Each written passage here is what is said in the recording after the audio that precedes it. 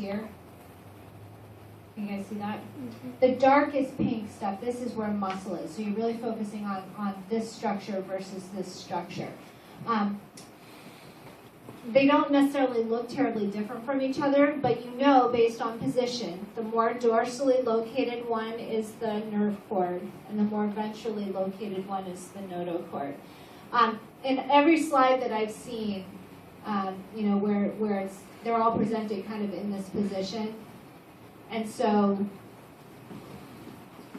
this one is the nerve cord and this one's the notochord, but I would tell you, because it's hard to tell, you guys, the key piece of information for you is not necessarily distinguishing one from the other, but understanding that the more dorsal one is the nerve cord and the more ventral one is the notochord, so that you can reason your way through a slide or a quiz question like that. Okay, now, if we go to the rest of the body.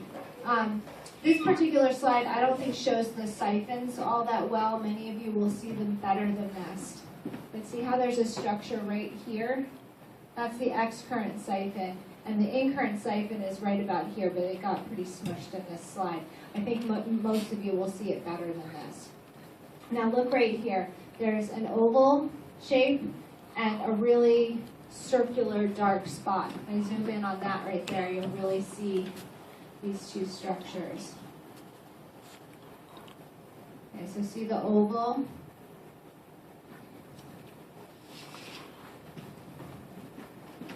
Oval structure and the very dark round one. Those are the otocyst and the ocellus. Ocellus, otocyst, but if you go looking through 10 different sources, half of them will say one thing and half of them will say the other thing. You guys don't need to know. To the best of my knowledge, the round one is the ocellus, but there's so much conflicting information, it's very unclear.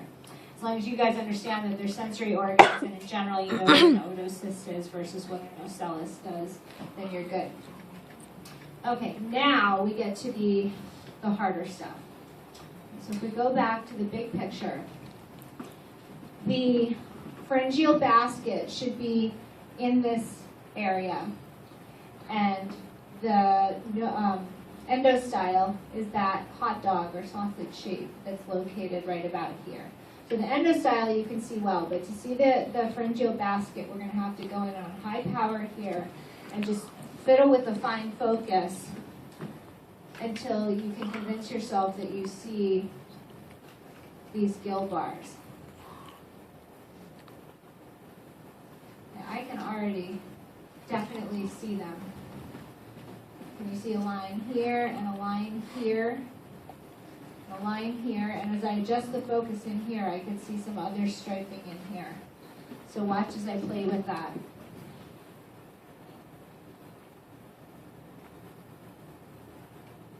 You see those lines coming in and out of focus? Anybody believe me that they're there? When it's not projected, I think you'll be able to see it even better, but that's definitely the right location to be looking.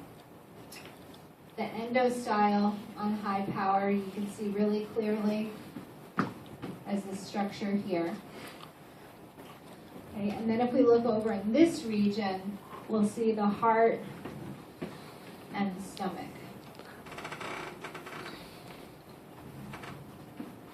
Right here is that balloon kind of folded back on itself in a U, and the heart is right here. Okay, so they're hard to see until you know what you're looking for, but those structures are all there.